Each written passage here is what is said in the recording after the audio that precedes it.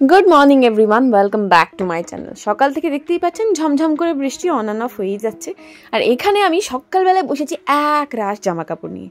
কোনগুলো এখন রেগুলার বেসিসে পরবো, কোনগুলো এখন দরকার নেই, পরে তুলে রাখলেও হবে, তো সেইগুলো না হাতের সামনে থেকে থেকে জিনিসগুলোকে মানে বিপর্যয় ঘটায় আর কি। কোনটা নেব, এটা টানতে গেলে ওটা পড়ে যায়, তো সেই জন্য সকালবেলায় সেই সমস্ত কাজ নিয়ে বসেছি। নদী বেরিয়ে গেছে স্কুলে, এখনো পর্যন্ত ব্রেকফাস্ট হয়নি। এই সবগুলো করে তারপরে যাবো ব্রেকফাস্ট করতে। এই দেখুন, আপনাদের সাথে কথা বলতে বলতে আবার বৃষ্টি থেমে গেল। একবার করে বৃষ্টি হচ্ছে, আবার থেমে যাচ্ছে। কি অদ্ভুত একটা সিচুয়েশন। আর গরম কমছে না, গরমটা যে একটু কমবে, এত হিউমিডিটি, ফ্যান ছাড়া একটু থাকলে পুরো ঘেমে স্নান করে যাচ্ছি। আমাদের এখানে টেম্পারেচার 27 থেকে 30-র মধ্যে ওঠানামা করছে। আপনারা যেখানে যেখানে আছেন ওখানে টেম্পারেচার কত অবশ্যই কমেন্টে জানাবেন। বিশেষ করে যখন কোনো ঠান্ডার দেশ থেকে আমার কমেন্ট আসে না যে দিদি এখানে 12 চলছে, এখানে 14 চলছে, তখন শুনে মনটা যেন পুরো ভরে যায়। মনে হয় আপনারা কত লাকি, তাই না, যে ওই রকম একটা জায়গায় থাকতে পারছেন। আর ওই রকম জায়গায় থাকা মানেই পলিউশন ফ্রি। কালকে একটা আর্টিকেলে দেখলাম যে দিল্লিতে নাকি কৃত্রিম বৃষ্টি হবে আর কি। মানে বুঝতে পারছেন কি অবস্থা। আমরা এখন সেই যুগে পৌঁছে গেছি যেখানে কৃত্রিম বৃষ্টিপাত ঘটাতে হচ্ছে দূষণ কমানোর জন্য। যদি মানুষ একটু বুদ্ধি করে চলে তাহলেই হয়তো এই প্রবলেমটা সলিউশন বেরিয়ে যায়। লোকে বাড়ি করছে, প্রজেক্ট বানাচ্ছে, ঠিক আছে, ফ্ল্যাট করছে, ঠিক আছে, বাট গাছগুলোকে যতটা সম্ভব রেখে যদি করা যেত খুব ভালো হতো। সবচেয়ে কিছু মিন্ত্রা হল দেখাবো, সেই জন্য এই সমস্তগুলো বের করে রাখলাম। দুপুরের মধ্যে শুট করতে হবে। Good morning everyone, welcome back to my channel. দুপুরের মধ্যে শুট করতে হবে এই জন্যই বললাম, কারণ নদীর টিচার আসবে, তো তার আগে শুট কমপ্লিট করতে হবে। আমি আজকাল শাহরুখের থেকেও বেশি ওয়াকিং ডেডের ফ্যান হয়ে গেছি, কারণ আবার শুরু করেছি। কিরকম যেন এই ক্যারেক্টারগুলোকে না দেখতে পেলে আমার মন খারাপ হচ্ছে। কি ধরনের অ্যাডিকশন। সন্ধ্যেবেলা বসে বসে নদী এই ড্রয়িংটা করেছে, ওরে বলছে ওর পাপাকে বলছে এটা আমি, মানে ওর মামাকে এঁকেছে আর কি। এই একটা রান্নার বই আমি কিনেছিলাম, ওখানে না বিট বাটার একটা রেসিপি দেখলাম, জানি না কেমন হবে, বাট একদিন করে দেখবো। খাটের একটা সাইডে সব বই টইগুলো গুছিয়ে রেখে দিয়েছি।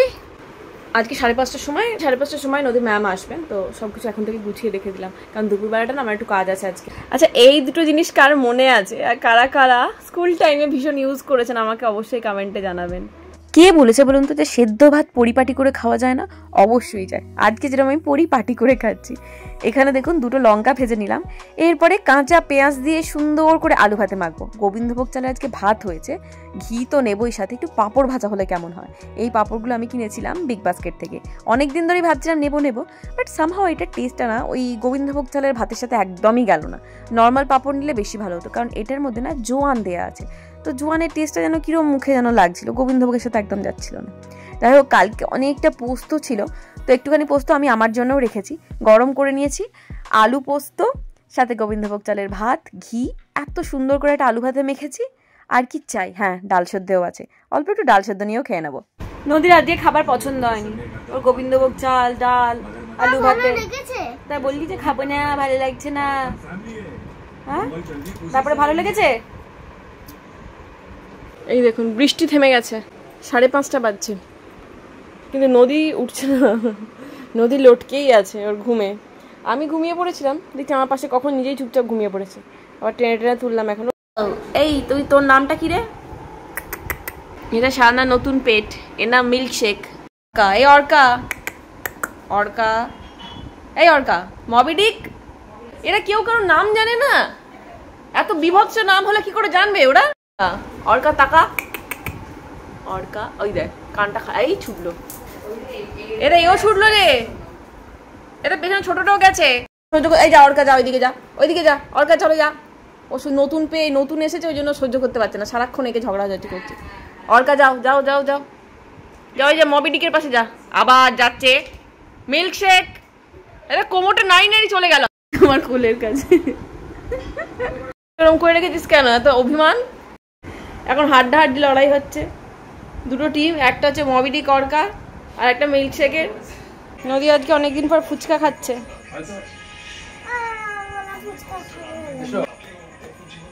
আগে ওকে দিয়ে দিন জল দিয়ে, নদী শুধু জল দিয়ে খায়, আলু দিয়ে খায় না। ভালো ঘুরে পড়ছিস কেন তুই? আস্তে আস্তেই খা, তোকে কেউ তাড়াতাড়ি বলছে না খেতে। আমাকে এটাতে 1 প্লেট দিয়ে দেবেন।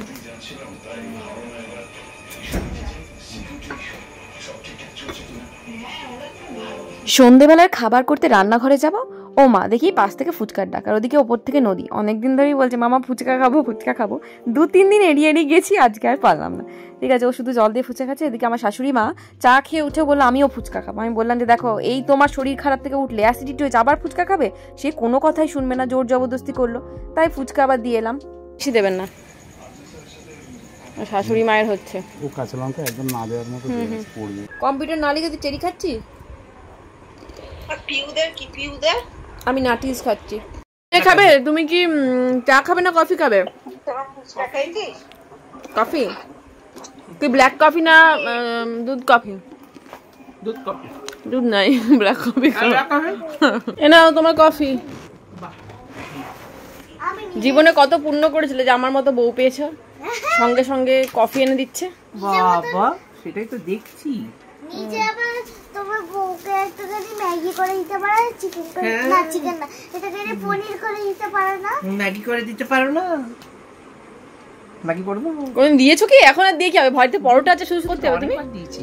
বাচ্চাদের মোবাইলের প্রতি ভালোবাসাটা দেখুন। যদিও আমি নদীকে সেরকম দিই না, দিনে 5 থেকে 10 মিনিটের বেশি ওকে আমি মোবাইল ধরতেই দিই না। তো আমি যেটা করি, এটাতে না ওর অ্যাডিকশনটা হবে না। সারাদিন যদি বাচ্চারা মোবাইল নিয়ে ধরে তাহলেই অ্যাডিকশন হয়ে যায়। মাঝে মাঝে একটু মোবাইল দেওয়া উচিত, কারণ ওদের যে যুগটা আসছে না, সেটা মোবাইল ছাড়া কিন্তু মানে চলবে না। তখন নিজেকে একটু বোকা বোকা মনে হবে। সেই জন্য জাস্ট আমি 5 থেকে 10 মিনিট ওকে দিনের মাথায় দিই, তার বেশি না। আর আমি ওর মুখের রিয়াকশনটা সমানে বসে দেখে যাচ্ছি ও মোবাইল থেকে কতটা হাসছে। আমরা দেখছি আর তাই ভাবছি যে আমরা মোবাইল ছাড়া কত ভালো ছিলাম, তাই না? আজকাল বেশিরভাগ বাচ্চা দেখুন অল্প বয়স থেকে ডিপ্রেশনে ঢুকি। বাপরে বাপ, এই মুহূর্তে এসে আমি একটা ভিডিও শুট করলাম শর্টস। আমার টপ কালেকশন যদি আপনাদের ভালো লাগে অবশ্যই কিনতে পারেন, লিঙ্ক সমস্ত প্রোভাইড করা থাকবে কমিউনিটিতে।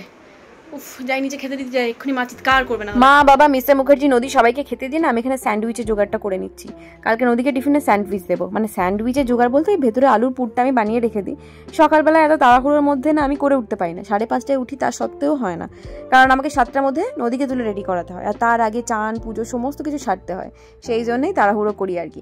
অল্প পেঁয়াজ কুচি, রসুন কুচি, একটু অরিগ্যানো, চিলি ফ্লেক্স আর বাটার দিয়ে আমি বানিয়ে দিই। একদম সিম্পলভাবে বানাই। হ্যাঁ, অবশ্যই ওর মধ্যে টমেটো কেচাপ অল্প একটু দিতে হয়, কারণ নদী টমেটো কেচাপ ছাড়া খেতে চায় না।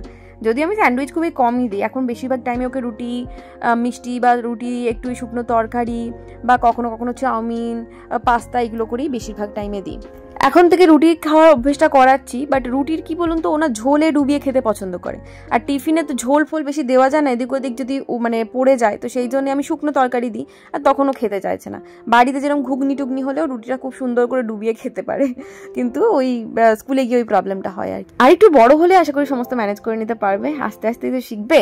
শুকনো খাওয়া বলুন, মানে না খাওয়াও বাচ্চাদেরকে একটা অ্যাডপ্ট করতে হয়, কিভাবে খাবে, কিরমভাবে খাবে, কিরমভাবে ম্যানেজ করতে পারছে জিনিসটাকে, এ হচ্ছে ব্যাপার। এখানে আলুর পুরটা আমি একটু বেশি করে রাখছি, যদি 1-2 পাউরুটি সকালবেলা মানে আর যে খাবে ব্রেকফাস্টে তাদেরও যাতে হয়ে যায়, তাহলে সুবিধা হবে।